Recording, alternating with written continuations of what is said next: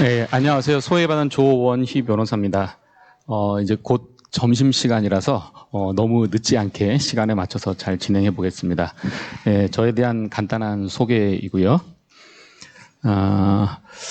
표준 특허에 대한 협상 전략, 협상에 대한 내용을 저희가 이제 고민해 봐야 되는 이유는 표준 특허가 일반 특허하고 다른 특징이 있기 때문입니다. 표준 특허가 아닌 일반 특허다. 라고 하면은 제가 예를 들어서 특허 침해 소송을 제기하는 것도 자유이고요. 그러니까 내가 누구한테 침해 소송을 제기할 건지 누구한테 안 할 건지 이거 자유입니다. 그리고 기본적으로 계약 자유의 원칙이 있기 때문에 제가 특허권자고 누구한테 라이센스를 준다고 할 때 이 사람한테는 예컨대 로얄티 4%를 하고 이 사람한테는 로얄티 3%를 하는 것도 자유입니다. 왜냐하면 내가 권리자이기 때문에. 그런데 표준 특허 같은 경우는 여러 가지 이제 제한 사항이 있습니다. 그래서 이 표준 특허는 이제 저희 법적인 영역에서는 이 지식재산권과 공정거래법, 독점규제법이 만나는 영역에서 독특한 법리를 형성하고 있습니다. 지식재산권, 특허권이라고 하는 거는 누군가에게 독점을 주고 이 독점을 통해서 뭔가 혜택을 얻도록 하는 게 이제 특허권이라는 제도라면 정반대에 있는 독점규제법이라고 하는 거는 이제 시장에서 누군가가 독점을 통해서 부당하게 이익을 얻는 것을 제한하는 법입니다. 그러니까 어떻게 보면은 특허법하고 이 독점규제법, 공정거래법은 완전히 다른 영역에 있는 법임에도 불구하고 이 표준특허는 이 두 가지 법 사이에서 독특하게 작용을 하고 있다는 거죠. 예를 들면 표준 특허 같은 경우에는 내가 누군가에게 침해 소송을 제기해서 너 내 특허 지금 침해하고 있는데 아직 라이센스 계약을 체결 안 했으니까 너 이제 더 이상 제품 못 만들어 라고 하는 이런 침해 소송을 제기할 수 있나 없나에 대해서 각 국가마다 다른 견해를 가지고 있습니다. 예를 들어서 미국 같은 경우에는 표준 특허라고 하면은 그거 돈만 내면 되는 거 아니냐.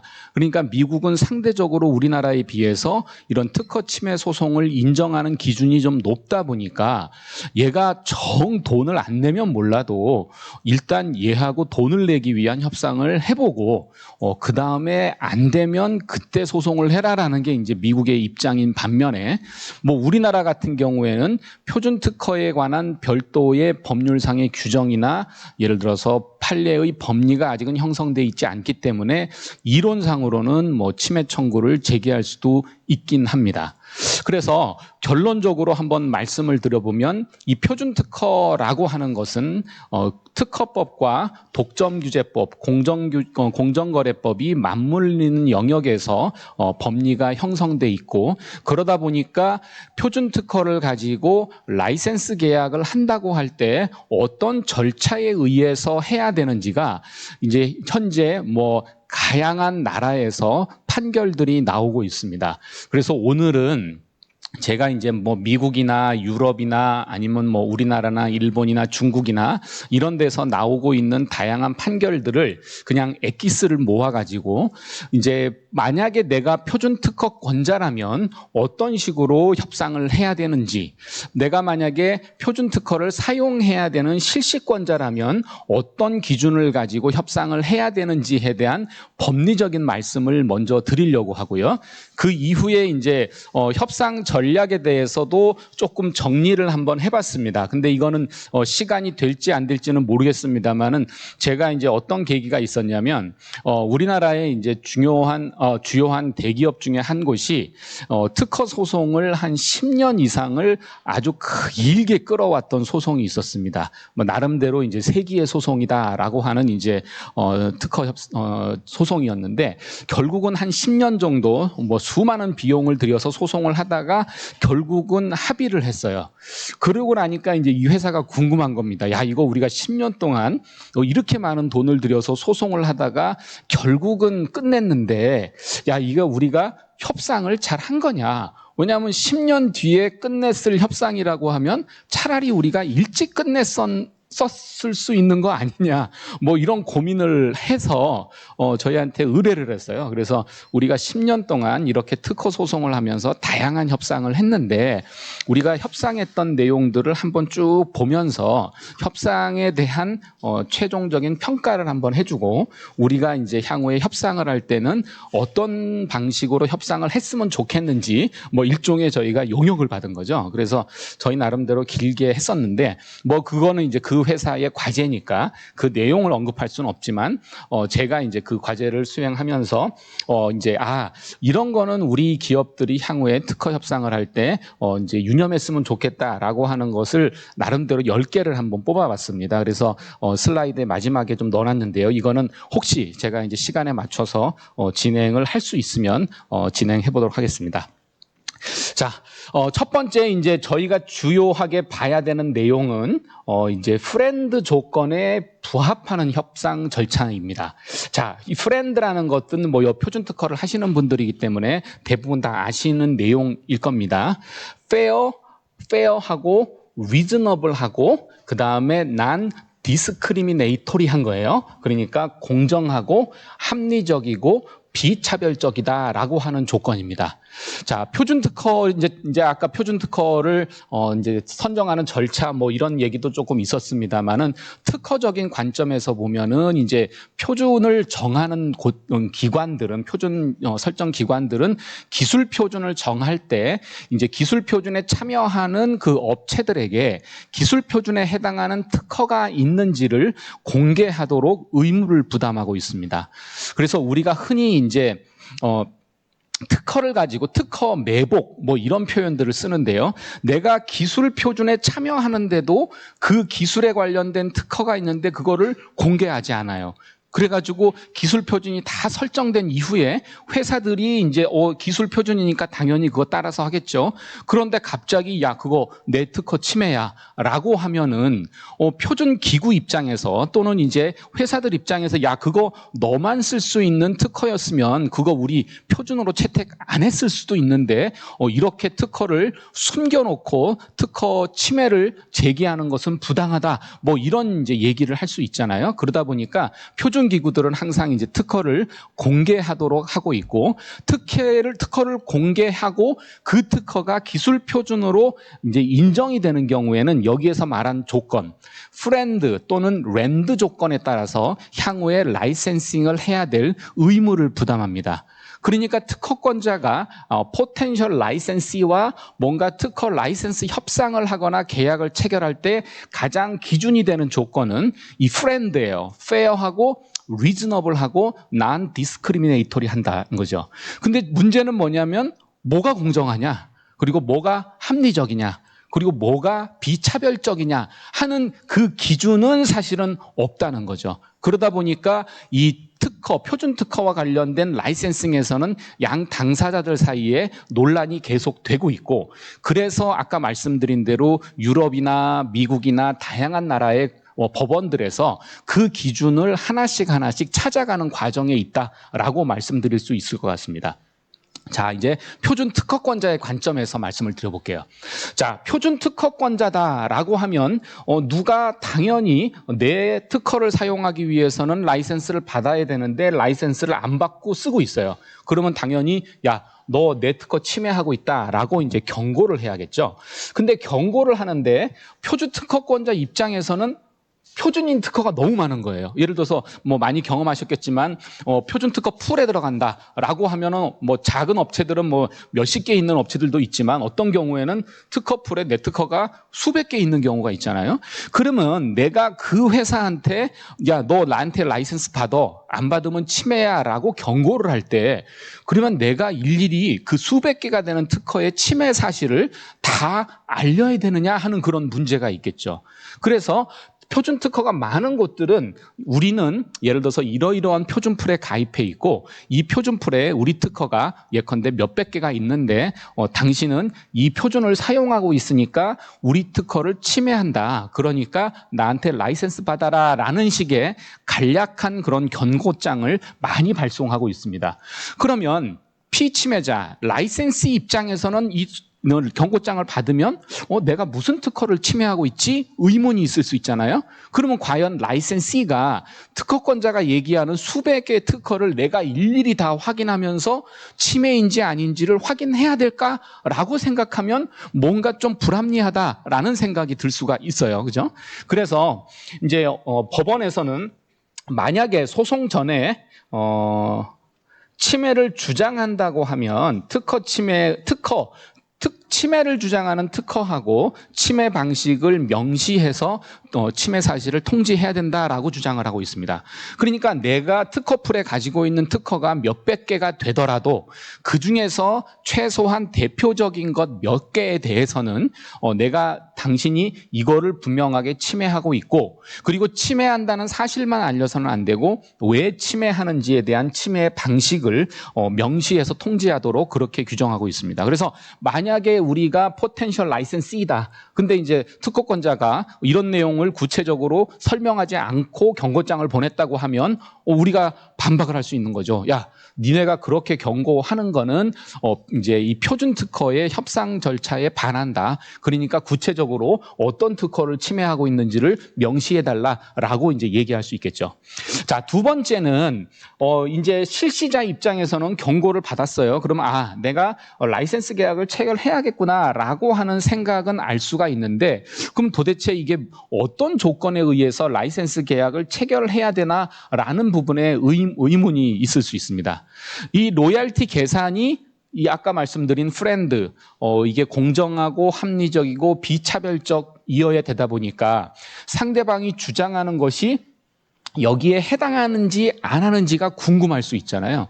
그러니까 만약에 그쪽에서 우리 제품은 예컨대 제품 총 단가의 1%씩을 로얄티로 받고 있다라고 그렇게 요구했을 때 우리는 왜 1%를 로얄티로 받아야 되니 하고 설명을 요구할 수 있는 권리가 있다라고 이제 법원에서는 보고 있고요.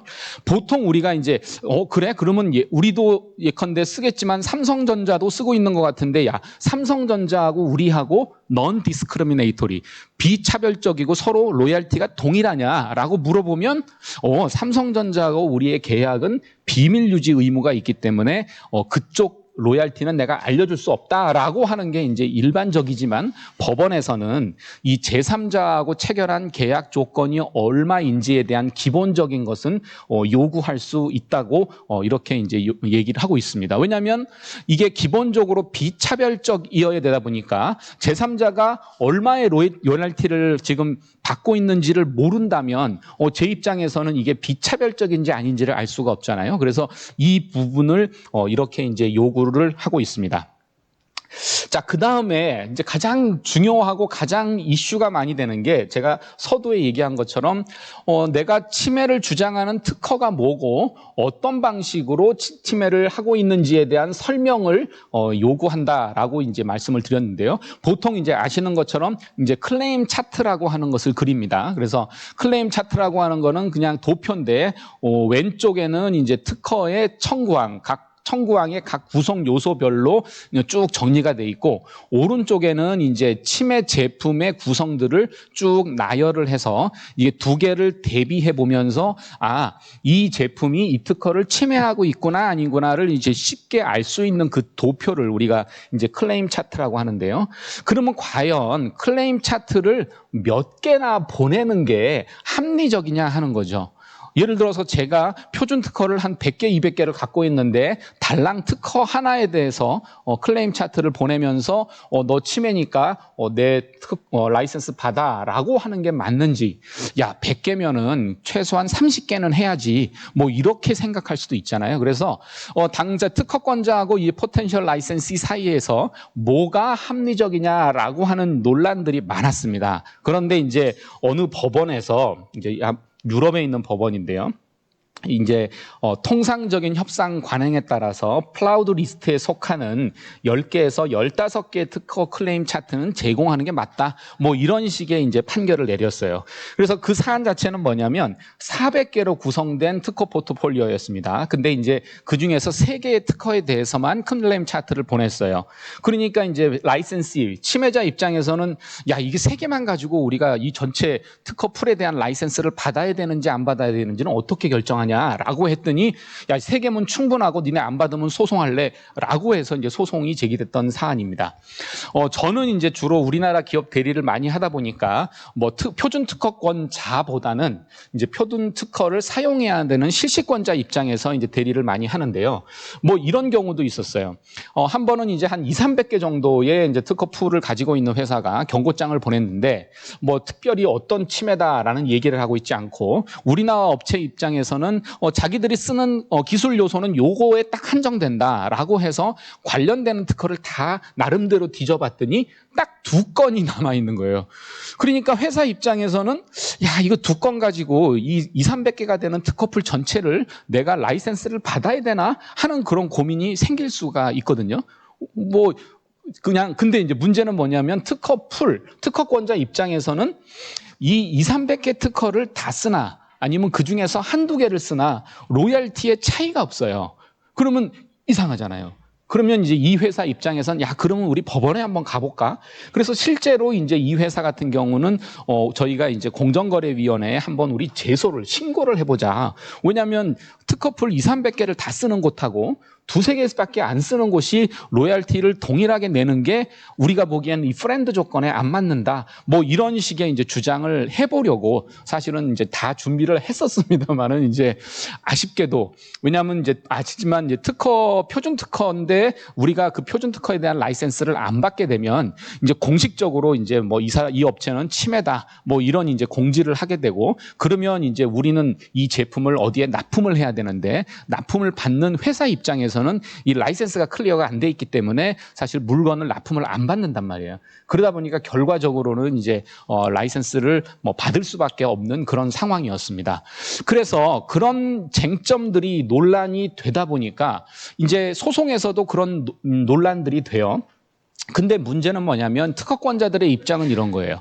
우리가 로얄티를 정할 때는 이 특허풀에 있는 특허를 다 쓸 거를 전제로 해서 로얄티를 정하는 게 아니다. 우리는 여기에 나와 있는 회사들이 3개를 쓸 수도 있고 10개를 쓸 수도 있고 50개를 쓸 수도 있지만 그 사람들의 로얄티를 평균해가지고 우리가 이렇게 책정을 한 거고 회사들이 일일이 자기 특허 수에 따라서 협상을 하고 가격 조건을 정하는 것보다 훨씬 더 이제 비용 효율적으로 절차 효율적으로 라이센스 프로그램을 정해놓는 거기 때문에 이 요율이 서로 다르지 않다라고 해서 여기 프렌드 조건 비합리적이거나 공정하지 않다고 볼 수 없다라고 하는 게 이제 특허권자의 주장입니다. 그리고 이제 상당히 법원에서도 그 주장을 일부 이제 인정을 하고 있어요. 그래서 결과적으로 우리가 이제 클레임 차트 수를 이제 요구하고 우리가 검토하고 하는 것은 이제 이런 전체 맥락에서 우리가 어느 정도의 특허 침해를 확인해야 이 전체 특허 풀에 대한 라이센스를 받을 수 있는 건지 이런 논란이 있다는 거고요. 그리고 예를 들어서 맨 마지막에 있는 것처럼 예를 들어서 저희는 뭐 칩을 제조하는데 그 칩의 내용에는 다양한 특허들이 있을 수 있잖아요. 근데 예컨대 방법 청구항이라든지 시스템 청구항 같은 경우에는 사실은 그 내용을 정확하게 저희가 인지하지 못하는 경우들이 종종 있습니다. 왜냐하면 눈에 보이지 않는 방식이다 보니까 그런 경우에는 조금 더 구체적으로 왜 침해라고 생각하는지에 대한 상세한 설명을 요구할 수 있다라고 법원에서 그렇게 이제 판단을 하고 있습니다. 자, 그리고 이제 표준 특허에서 가장 논란이 되는 것 중에 하나는 표준 필수 특허에 관련된 사항입니다. 아까 말씀드린 것처럼 이제 표준을 제정하는 과정에서 이거는 우리 표준에 해당하는 특허야라고 내가 디스클로저를 합니다. 공개를 합니다. 근데 공개를 받는 과정에서 실제로 이 특허가 기술 표준에 정확하게 매칭되는지를 그 표준화 기구에서 심사를 하지는 않아요. 그러다 보니까 경우에 따라서는 표준에 일치하지 않는 특허도 우리 표준 특허야 라고 이제 공개되는 경우가 있고요. 또는 저희가 이제 기술 표준에 보면은 여러 가지 기술 옵션을 두고 있는 경우가 있잖아요. 그러니까 내가 이 기술 옵션 중에 A라는 옵션을 선택하게 되면 이 특허를 실시하지 않아도 되는 경우가 있는데 마치 이거는 제가 어떤 옵션을 선택하는지와 무관하게 실시해야 되는 특허인 것처럼 그렇게 주장하는 이제 특허권자들이 있습니다. 그러다 보니까 회사 입장에서는 이거 특허 침해는 맞는 것 같은데 이게 표준인지 아닌지 좀 아리까리하다라고 생각하는 이제 특허들이 있거든요. 그런 경우에는 저희가 구체적으로 그 회사에게 특허권자에게 야 그러면 이 특허가 표준 문서의 어디에 어느 구성에 해당하기 때문에 우리 기술이 특허를 침해하는지를 설명해 달라라고 이제 요구할 수 있다라고 그렇게 법원에서 판단을 하고 있고요. 방금 말씀드린 것처럼 또 그 옵션, 그 기술이 반드시 내가 의무적으로 사용해야 되는지 아니면 선택적으로 그것을 사용할 수도 있고 안 할 수도 있는 건지를 구체적으로 설명하도록 요구를 하고 있습니다. 아, 끝내야 돼서 꺼졌나요? 예, 그건 아니고. 예, 그래서 그래서 이제 표준 특허인지 아닌지에 대해서 이제 우리가 특허권자에게 확인을 요구할 수 있다라고 이제 설명을 할 수 있을 것 같습니다.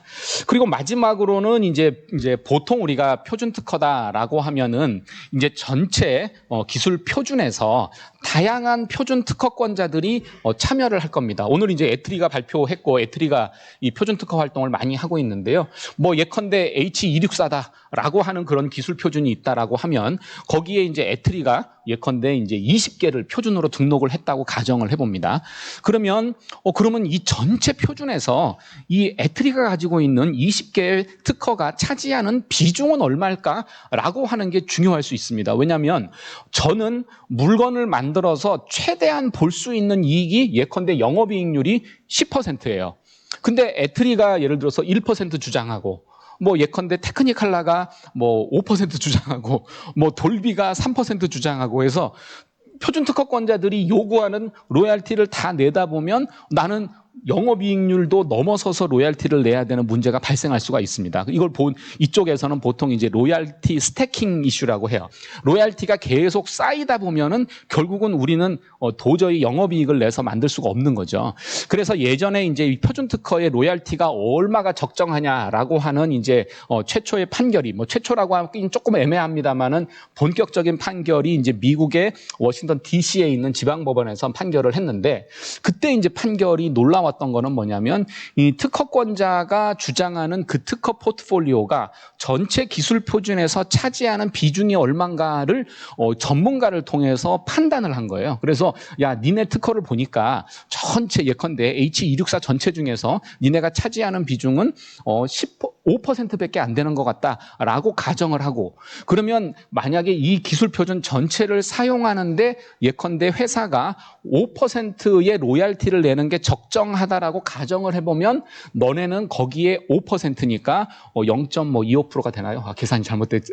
그렇게 이제 판단한 예가 있습니다. 그래서 우리 입장에서는 만약에 특허권자가 이런 로얄티 주장을 할 경우에 그러면 전체 기술 표준에서 너희가 생각하기에 니네 특허 포트폴리오가 어느 정도를 차지하는지를 요구해달라, 설명해달라라고 요구할 수 있고 우리는 그걸 가지고 이제 그 회사하고 적절한 협상을 할 수 있게 됩니다. 그래서 지금 말씀드린 거는 표준 특허권자 입장에서 내가 이제 라이센스 협상을 할 때 하나씩 챙겨봐야 되는 요소이기도 하고 또 우리가 만약에 포텐셜 라이센시다라고 하면은 특허권자에게 이러이러한 내용들을 하나씩 요구해 볼 수 있다라는 관점에서 생각해 볼 수 있을 것 같습니다. 자, 그러면 라이센스 입장에서 한번 또 살펴보겠습니다. 저는 이제 표준을 가지고 물건을 제조를 해야 돼요. 근데 이제 특허권자들이 여기저기서 이제 야, 나 표준 특허 갖고 있으니까 나한테 라이센스 받아라고 이제 경고장이 오기 시작하면은 이거 진짜 이거 힘드네. 이거 한목에 몰아서 해야겠다라고 그냥 쭉 묵혀두고 있는 회사들이 가끔씩 있습니다. 물론 이제 묵혀두고 한 번에 협상을 할 수는 있습니다만은 이제 특허권자 입장에서 봤을 때는 얘는 나한테 라이센스를 받을 의사가 없네. 뭐 이렇게 이제 판단할 수가 있겠죠. 그래서 독일 법원 같은 경우가 이제 나름대로 기준을 가지고 있는데요. 독일 법원도 이제 표준 특허권자가 침해금지 소송을 제기했을 때 그 라이센시한테 침해금지 결정을 할 거냐 말 거냐를 판단하는 가장 중요한 기준의 하나는 뭐냐면 이 포텐셜 라이센시가 프렌드 조건에 맞게 라이센스 협상을 응했느냐라고 하는 게 기존 조건입니다. 그러니까 만약에 예를 들어서 내가 경고장을 받고 6개월, 1년 동안 대답도 안 하고 묵묵부답이다라고 하면은 법원에 갔을 때 야, 너는 이 합리적인 조건에 따라서 라이센스를 받을 수 있는 그런 협상을 안 했네라고 판단을 하고 침해 금지 이렇게 이제 인정을 할 수 있다는 거죠. 그래서 우리가 이제 표준 특허권자로부터 뭔가 경고장을 받았다라고 하면 첫 번째 단계는 그래. 그러면 우리는 프렌드 조건에 따라서 너하고 라이센스 계약 체결을 협상할 의사가 있다라고 이렇게 이제 답변을 일단 할 수 있는 거죠. 그 대신에 이제 우리나라 회사 입장에서는 제가 가장 고민되는 것 중에 하나는 시간이에요. 회사 입장에서는 이제 로얄티를 내야 되는 이제 그 의무가 계약을 체결하면 발생하다 보니까 그리고 통상 이제 보통 선급금, 어프론트 페이먼트, 뭐 어드밴스먼트 페이먼트 이렇게 선급금에 대한 이제 지급 의무가 있다 보니까 가급적이면 계약 체결을 늦게 하려고 하는 경향이 있습니다. 그러면 과연 우리는 상대방하고의 계약 체결을 어느 정도 딜레이 시켜가면서 미팅을 할 거냐, 협상을 해갈 거냐 하는 게 이제 우리 회사 입장에서는 고민인 거죠. 왜냐하면 뭐 저도 이제 뭐 비슷한 일을 하고 있습니다만 회사 입장에서는 일단 돈이 들어와서 이 돈으로 로얄티를 내는 건 좋은데 아직 돈도 안 들어왔는데 로얄티를 계속 내야 되면 회사 입장에서는 여러 가지 이제 압박이 있단 말이에요. 그래서 결과적으로 판결이 어느 정도 기간 동안 협상을 해야 된다라고 하는 협상에 대한 구체적인 제한을 하고는 있지는 않지만 법원에서 봤을 때 의도적으로 협상을 지연하고 있구나라고 하는 생각은 들지 않도록 해야 되고요.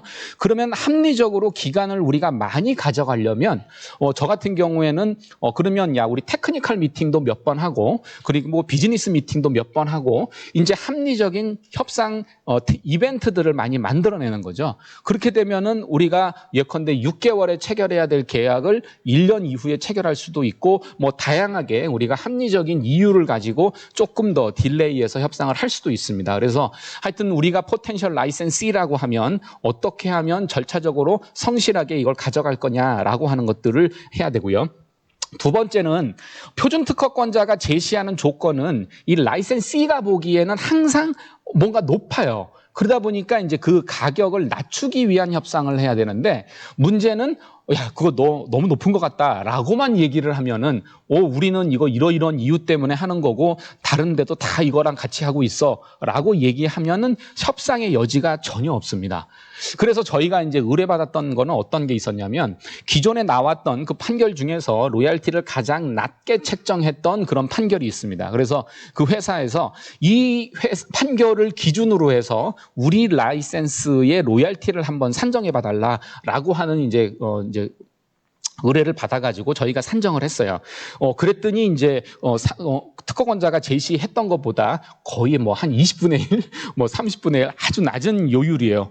근데 그럼에도 불구하고 우리가 특허권자에게 이게 프렌드 조건에 따른 요율이다라고 제시하면서 협상을 시도해 볼 수 있는 게 우리 나름대로 근거가 있는 거죠. 그래서 우리는 최근에 나온 이런 판결들을 보니까 로얄티를 이렇게 계산하고 있더라. 그래서 우리도 우리 사건에 대입해 보니까 이 정도 판결이 적절한 것 같고 그래서 우리는 이 정도다라고 해서 협상을 시작했던 예가 있습니다. 그래서 기본적으로 이제 이 라이센스도 협상이다 보니까 결국은 협상을 최종적으로 내가 어느 범위에서 최종적인 타결을 할 거냐라고 하는 나름대로 계획이 있어야 되고 그리고 내가 그 회사에게 first offer 첫 번째 제안으로 던지고 그러면 상대방이 이 정도 카운터 오퍼를 할 거고 그러면 우리는 대충 이 정도에서 마무리할 수 있겠다라고 하는 그 레인지를 우리가 산정을 해야 되는데 그 레인지가 아까 말씀드렸던 것처럼 합리적인 근거가 있어야 된다는 거죠.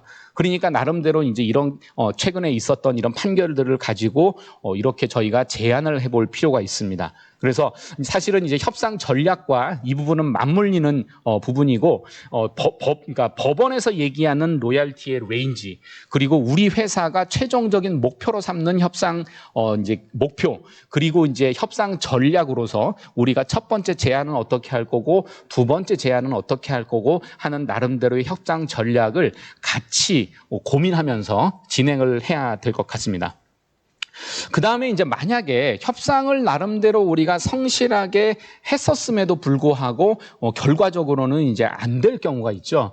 그래서 그런 경우에는 이제 독일 법원 같은 경우에는 이렇게 적절한 담보를 제공해라라고 하는 경우도 있습니다. 그래서 우리나라의 경우라고 생각해 본다면 이렇게 공탁을 한다든지 예를 들어서 나는 예컨대 뭐 1년에 5억 정도가 적절한 로얄티라고 생각하는데 상대방은 계속 50억을 내라고 한다라고 하면 결과적으로 얘가 특허 소송을 제기해서 우리가 법원에 펜딩이 되는 순간 이슈가 제기될 수 있잖아요. 그러니까 저희 입장에서는 뭐 미리 공탁을 해서 야 우리 법원에 미리 다 돈을 내놨다. 그러니까 향후에 우리 라이센스 계약과 관련된 소송을 통해서 최종적인 액수를 정하자라고 하고 최소한 그쪽에서 침해 소송을 제기하지는 않도록 다시 말해서 우리가 물건을 판매하는 데는 문제가 없도록 그렇게 만들어 놓을 수가 있습니다. 그리고 아까 말씀드린 대로 이제 특허의 유효성, 뭐 보통 이제 표준 특허가 워낙 많다 보니까 이게 무효인지 아닌지까지를 검토하기는 쉽진 않습니다. 근데 최종적으로 우리가 사용하는 특허의 개수가 많지 않다고 하면 사실은 무효에 대한 주장을 우리가 강하게 해볼 수가 있고요. 실제로도 그렇게 해서 일부 특허를 무효시킨 경우도 있습니다. 그래서 라이센스 입장에서는 특허가 무효냐 아니냐 이게 기술 표준이냐 아니냐 그리고 실제로 우리가 썼냐 안 썼냐라고 하는 것들을 구체적으로 살펴보면서 협상을 진행하는 방법도 있을 수 있겠습니다. 저희 시간이 얼마나 됐나요? 뒤에 이제 협상 전략에 대한 내용들이 좀 있습니다만은 요거는 제가 이제 필요하면 이제 배부를 해드리는 걸로 하고요. 그냥 간단하게만 10가지 원칙을 조금 한번 말씀드려 보겠습니다.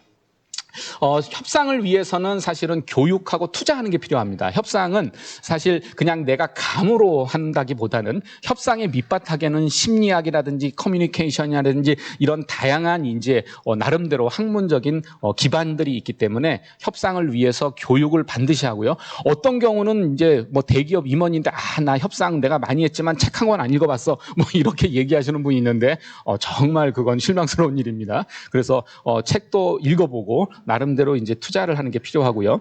그 다음에 협상 스타일과 역할이 있습니다. 그래서 협상 스타일에 따라서 역할을 잘 구분할 필요가 있는데요. 제가 이제 한 가지 사례만 좀 말씀드려 볼게요. 제가 이제 얼마 전에 이제 협상을 하러 갔는데 이제 독점인 계약을 비독점으로 바꾸는 그런 계약이었습니다. 그러니까 뭐 특허권자 입장에서는 말도 안 되는 거죠. 계약에 독점이라고 써 있는데 우리는 야 니네 독점만 해서 니네한테만 파니까 우리 도저히 회사 못 살겠다. 니네 독점 좀 풀어주고 니네 경쟁사에도 물건 팔 수 있게 해달라라고 이제 요구하는 거였어요. 그러니까 뭐 이게 씨알도 안 먹히죠. 근데 이제 하여튼 뭐 계속 설득하면서 이 대면 협상까지 왔습니다. 그런데 이제 그 회사 대표님하고 같이 제가 가는데 제가 대표님한테 딱 한마디 말씀드렸어요. 협상을 하시다가 한번 엄청나게 한번 화를 한번 내시면서 이거 도저히 내가 이거 수용할 수 없다고 막 그렇게 해달라라고 그렇게 이제 부탁을 드렸습니다. 그래서 협상을 하시다가 이제 그 부 대표님이 연세가 좀 있으신 분인데 갑자기 벌떡 일어나더니 이제 책상을 팍 치면서 This is slavery agreement 하면서 이제 I'm not slavery 뭐 하면서 이제 그분이 조금 이제 그런 콩글리시 비슷한 영어를 쓰시면서 그렇게 협상에서 이제 말씀을 하시는 거예요. 그래서 저도 깜짝 놀랐는데 그 얘기를 들으더니 상대방이 갑자기 얼굴이 사색이 됐어요. 그러니까 이제 유럽에서 온 친구들이니까 우리는 노예제도가 뭐 그게 별게 아니지만, 별게 아닌가요? 하여튼 우리는 그런 게 좀 덜하지만 그쪽은 그것 때문에 워낙 그런 이제 문화적인 게 있어서 그런지 이분이 엄청 충격을 받으시는 인상을 하시더니 결국은 저희가 그 협상에서 독점을 비독점으로 풀었습니다. 뭐 이거는 이제 일예인데요. 그렇게 협상에서는 사실은 상당히 어떻게 보면 이모셔널하고 우리가 리스판스하는 게 그다지 합리적이지 않은 경우가 있어요. 그러다 보니까 내 스타일, 내가 어떻게 협상을 하고 너는 나와 어떻게 역할을 나눌 거냐에 대해서도 중요합니다. 그래서 항상 고분고분하시는 분들만 협상을 가도 안 되고 항상 까칠까칠한 분들만 협상을 가도 안 되고 적절하게 협상팀이 고루고루 구성되는 게 결과적으로 좋았다라고 말씀을 드릴 수 있을 것 같고요. 협상 전에 상대방이 무슨 생각을 하고 있나 하는 부분들을 먼저 고민해야 됩니다. 사실은 이 얘기만 해도 사실 1시간을 할 것 같은데요. 결국은 상대방이 무슨 생각을 하고 있는지 그 전제는 뭐예요? 많은 시장 조사가 있는 거죠. 상대방이 다른 회사하고는 어떻게 했다더라. 뭐 이런 것들이 이제 있을 겁니다. 그리고 협상 목표를 명확히 해라. 아까 제가 말씀드린 것처럼 우리가 첫 번째 제안은 0.1%에 하더라도 우리의 목표는 몇 %다라고 하는 게 명백해야 사실은 우리는 그거에 맞춰서 전략을 세울 수가 있습니다. 그 다음에 이제 첫 제안과 양보를, 첫 제안이 중요하고요. 그 다음에 양보를 위해서도 나름대로 전략이 필요합니다. 그리고 이건 제가 이제 임상과 관련된 회사였기 때문에 이제 이 원칙을 정했는데요. 저희가 만약에 이제 표준 특허다라고 하면은 표준 특허의 특허 유효성이라든지 아까 말씀드린 대로 표준 특허에 해당하는지 여부, 침해 여부에 대해서 상대방이 충분히 예측할 수 있는 그런 설명 자료를 만들 필요가 있고요.